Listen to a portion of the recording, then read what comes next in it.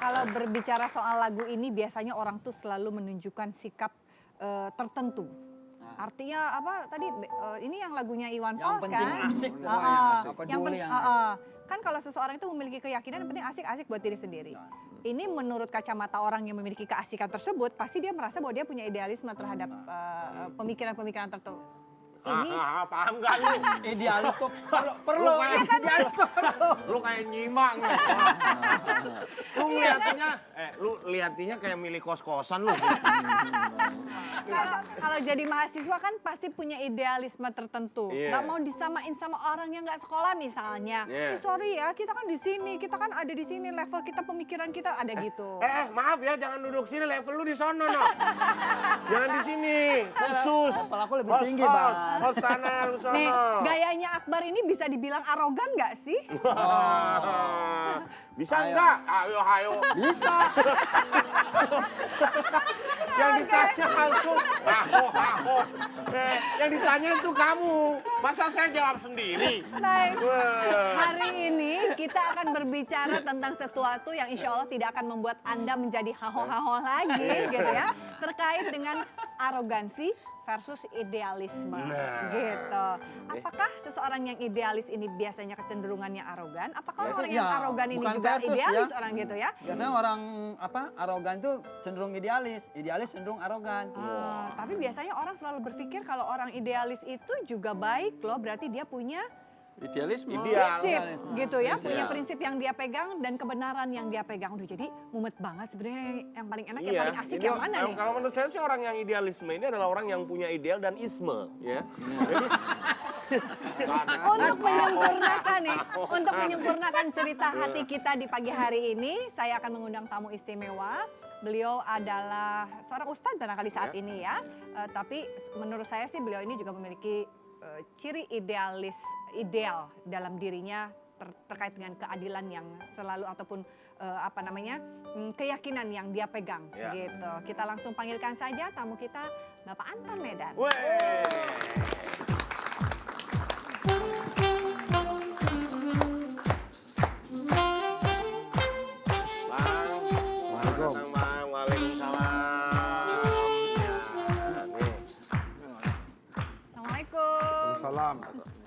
Waalaikumsalam. Saya panggilnya sekarang apa nih? Ustadz Anton atau apa nih?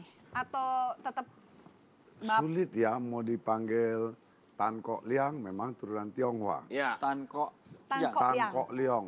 Tan Kok Liong. Tan itu marga, Kok itu negara, Liong itu sukses. Mau panggil M. Ramdan Effendi, nama Islam. Ya. Tapi yang udah masuk di hak paten itu Anton Medan. Anton Medan. Mau panggil penjahat, nah faktanya bekas perampok, ya terserah deh. Panggilnya Gunawan aja gimana nih? baru lagi dong namanya. Baru lagi. Saya panggil Pak Anton aja boleh? Terserah aja. Oke. Bang Anton. Oh, Bang Anton. Iya. Bang Anton aja ya Bang ya? Boleh. Oke. Kan Medan kan? Nggak, Iya. Bang Anton, saat ini kita akan berbicara tentang arogansi versus idealisme. Tadi ada pemikiran bahwa menurut Mas Mice, orang yang idealis itu biasanya juga suka ada kecenderungan untuk arogannya gitu. Atau kalau misalnya Akbar tadi bilang, oh enggak arogan, idealis gitu.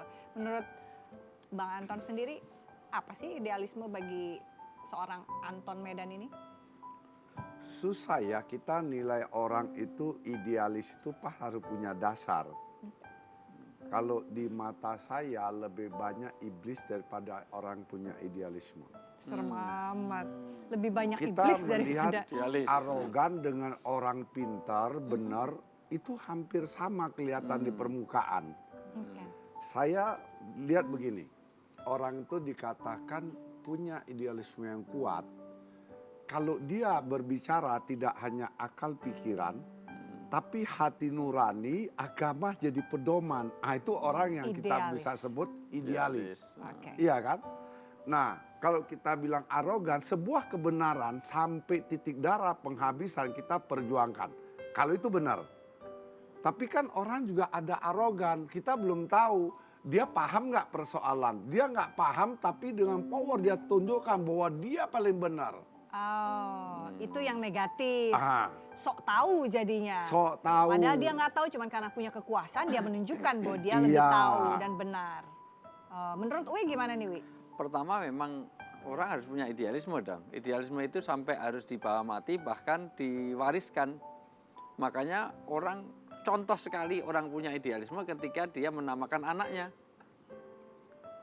Karena orang itu punya idealisme terhadap harta, maka nama Harto itu banyak sekali di Jawa. Soeharto, Sugiharto, Iya. Budiarto, itu. Iya. Ada yang idealisnya pada kesehatan, namanya anaknya Medikawati misalnya. Waras. Iya, Iya. iya waras. Warasita. Wah, boleh juga. Suka pada hukum, maka anaknya Justisia. Justisia. Nah, misalnya. Atau anak bapaknya insinyur pertanian, anaknya namanya Oriza Sativa misalnya. Padi. Padi gitu. Ah. Iya. Walaupun ada juga yang frustasi, nggak ada idealisme, punya anak mati, akhirnya anaknya namanya Darwis, Mudar ya wis. Nah itu yang nggak idealisme itu asal tempat lahir. Namanya siapa? Hirlan. Kenapa? Lahirnya di jalan. Nah itu nggak punya idealis. Hanya asal-asalan. Kalau Oke. Anton Medar punya idealis dong. Apa Karakter, itu? punya Namanya karakter. Anton lahirnya di Di Medan. Medan. Di Medan. Nah, Ada arti. ada Oke, arti. tapi kita kembali kepada coba kita ungkap ya di Kamus Besar Bahasa Indonesia bahwa arti idealis itu adalah orang yang bercita-cita tinggi. Atau pengikut aliran idealisme tertentu gitu. Atau punya prinsip sebetulnya. Betul, punya prinsip. Iya. Kalau arti daripada arogan menurut Kamus Besar Bahasa Indonesia, artinya adalah sombong, congkak, angkuh.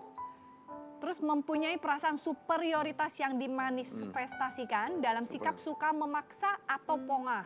Nah, jelek banget ya kayaknya ya kalau Kalau arogan dalam ya. agama sederhana.